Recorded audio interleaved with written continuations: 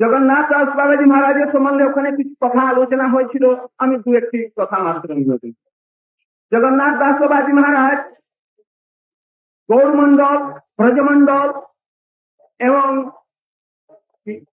নীলাচল মন্ডল, ক্ষেত্রমন্ডল, এই তিনটি মন্ডলের একমাত্র বৈষ্ণব সম্রাট তিনি ছিলেন। যেরকম তাহার বৈরাগ্য ছিল, সেরকম তাহার ভক্তি, সিদ্ধান্ত ইত্যাদি তাহার সম্পত্তি ছিল। ভক্তি বিনোদ ঠাকুরকে তিনি যাওতি সমস্ত ভক্তি সিদ্ধান্ত রূপী যে যা কিছু তার সম্পত্তি ছিল, 144 বছর পর্যন্ত তিনি প্রকট ছিলেন তিনি জগতেতে। আস্তে আস্তে তিনি সমস্ত তাহাকে অর্পণ করে দিয়ে তিনি চলে গিয়েছেন। তো তার সম্বন্ধে অনেকগুলি কথা হয়েছিল, তাহার কিরকম হয় বৈরাগ্য আর কিরকমের ভজনের সিদ্ধান্ত। একটি কথা বলি, যখন তিনি বৃন্দাবনেতে সূর্যকুণ্ডেতে তিনি যখন ছিলেন, তখন ওখানে বহু বৈষ্ণবরা তাহাকে আশ্রয় করে হরিভজন করতেন এবং তার কাছে থেকে তার হরিনাম দীক্ষা ইত্যাদি নিয়েছেন। যারা নিজেকে তাহার শিষ্যাভিমানী মনন করতেন, শিষ্যাভিমান, তারা ভক্তি বিনোদ ঠাকুর কাছে একবার নালিশ করলো যে প্রভু, আমাদের গুরুদেবকে আমরা বলি যে আমরা ঘর বাড়ি ছেড়ে এসেছি হরিভজন করবার জন্য, আর গুরুদেব বলেন যে আপনারা এই বাগান করুন, বেগুন গাছ করুন, ফল ফুলের গাছ করুন আর ঠাকুরের সেবা করুন। আমরা কি সেই বাগান লাগাইবার জন্য এসেছি? আর আমরা কি ওই বেগুন লাগাইবার জন্য এসেছি? আমরা তো সবসময় হরিনাম করব, লীলা স্মরণ করব, আর এই সব হরিভজন করব। তখন বাবাজি মহারাজ তাহাদেরকে বলেছিলেন যে দেখো, আমি তো বিচারক নাই, ভক্তি বিনোদ ঠাকুর হচ্ছেন বিচারক, তার কাছে তোমরা বিচার তোমরা করাইতে পারো।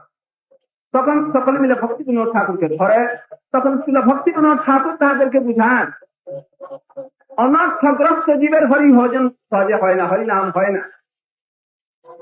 কভু নামাভাস সদাই নামাপরাধ, এসব জানিয়ে ভাই কৃষ্ণ ভক্তির পাঠ, এইসব কৃষ্ণ ভক্তির বাধা স্বরূপ। ওরা হরিনাম শুদ্ধ করতে পারে না। অনেক সময় প্রভুপাদের ভাষা আছে, তারা কাশি টানে, অর্থাৎ কৃষ্ণাম করতে করতে অন্য সংসারে চিন্তা করে। এই জন্য ওই রকম হয় ব্যক্তিগণের পক্ষে, সাধকগণের পক্ষে হরিনাম করতে করতে করতে কিছু পুরুষ সেবার জন্য, ভগবত সেবার জন্য এমন কোন কাজ করবে যাতে তাদের চিত্তটা শোধন হয়। চিত্তটা শুদ্ধ না হলে, অনর্থ তাদের দূরীভূত না হলে তাদের হরিভজন হবে না। এই জন্য যদি ওই হরিনাম করে, তাহলে ওই কর্মের চিন্তা তারা করবে, ওই ঘর চিন্তা করবে, অন্য অনর্থগুলির চিন্তা করবে, স্ত্রী পুত্রের চিন্তা করবে, টাকা পয়সা প্রতিষ্ঠার চিন্তা তারা করবে। এই জন্য ওই রকম মায়াগ্রস্ত জীব গুরুদেবের আনুগত্যে, গুরুদেবের আদেশ অবিচারের পালন করে দিয়ে তাহার আনুগত্যে ভজন করবে। এই হচ্ছে সর্বপ্রথম জিনিস, যাতে তাদের হরিভজন।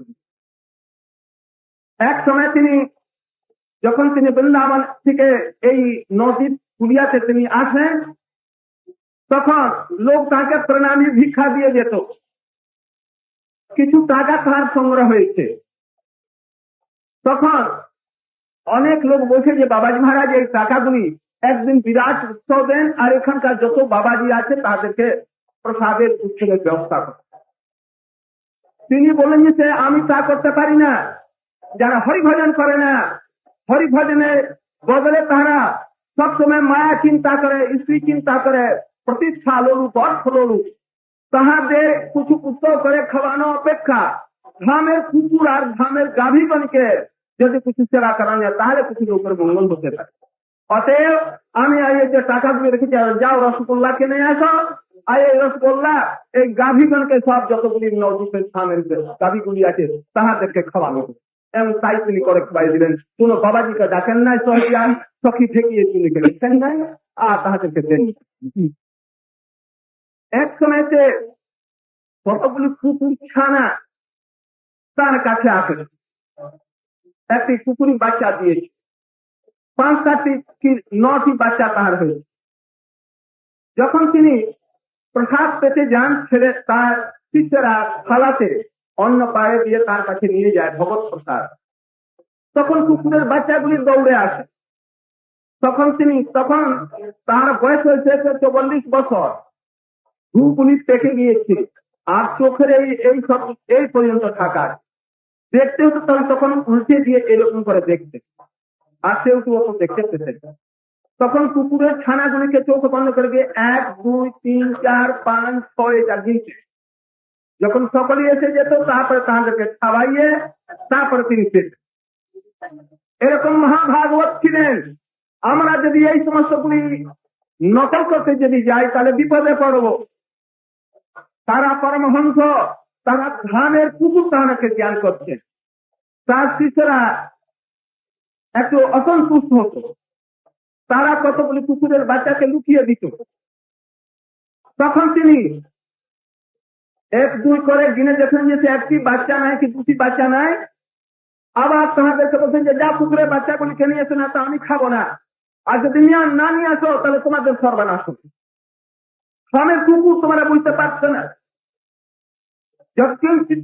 যৎকিঞ্চিৎ উন্নতি তদমুখম করতে এই সমস্ত সর্বানন্দ মুকুন্দদয়িতম লীলানুকূলম পরম শাস্ত্রে মুহুর্মুহুর নিসঙ্গিতম জান্ত্যা ব্রহ্মাদেরপি সস্পৃহং ততু সর্বম ময়ায়িতম বন্দতি। নবদ্বীপ ধাম, বৃন্দাবন ধাম ও ধাম, সেখানকার বৃক্ষলতা গুল্ম, পশু পাখি, এমনকি বিছা এবং সর্প ইত্যাদি, এরাও হচ্ছে ভগবানের লীলার অনুকূল চিন্ময় পরম। তারা কৃষ্ণের লীলার অনুকূল ভাবে পুষ্টি বিধান করবার জন্য তারা বৃন্দাবনের লতা গুল্ম বৃক্ষ আর এইসব হয়েছে। অনেক লোকের দেখি আমরা পরিক্রমা করবার সময় গাছের পাতাগুলিকে পেড়ে নেন, ডালগুলিকে পেড়ে নেন। এই কখনো করা উচিত নয়, তাহলে মহা অপরাধ হয়ে যাবে। বড় বড় ঋষি মহর্ষিগণ, ব্রহ্মা ইত্যাদি বৃন্দাবনে লতা গুল্ম হয়ে, নদীতে লতা গুল্ম হয়ে তারা এইখানে জগতে ভজন করবার জন্য এসেছেন। তাহাদেরকে এইসব করলে অপরাধ তাহাদের চরণে হয়। এই জন্য যাওয়ার সময়তে যাতে পোকা পায়ে না পড়ে, কোনো পিঁপড়ে না পড়ে, আর গাছের ডালগুলি যেন না ভাঙা হয়, দাঁতুন যদি না ভাঙা হয়, এইসবগুলি বাঁচিয়ে যাতে কোন রকম অপরাধ না হয়, এরকম হয়ে আর তারপরে আমাদের পরিক্রমা করা উচিত, কৃষ্ণ নাম ইত্যাদি করা উচিত। তাহলে ধামের পিতা আমরা প্রাপ্ত। বাবা মহারাজ পরম হংস ভাগবত তিনি সার্বভৌম ভট্টাচার্য যেরকম নবদ্বীপ ধামকে তিনি প্রকট করেছেন, ভক্তি সিদ্ধান্ত এবং নাম জগতে তিনি প্রচার করেছেন। তখন একটা এমন ভাবে চলেছিল যে কৃষ্ণ নাম উচ্চস্বরেতে কীর্তন করা যাবে না, মনে মনে তাহাকে জাপ করা যাবে না। তিনি বলেন যে বিশেষ করে হরি নাম সংকীর্তন করা যাবে, যখনই আর কীর্তনীয় দুটাই। তিনি নবদ্বীপ ধামকে তিনি প্রকাশ করলেন ভক্তি কুমার ঠাকুরের তিনি অনুপ্রিয় নিয়ে তার নিবেদন অনুসারে প্রকাশ করেন। অতএব তিনি তাহার নিকটে আমরা কৃপা প্রার্থনা করবো, যাতে তাহার কৃপাতে আমরা ভক্তি রাজ্যকে প্রবেশ করতে পারি, আর ভক্তি সিদ্ধান্ত মধ্যে আমাদের প্রবেশ।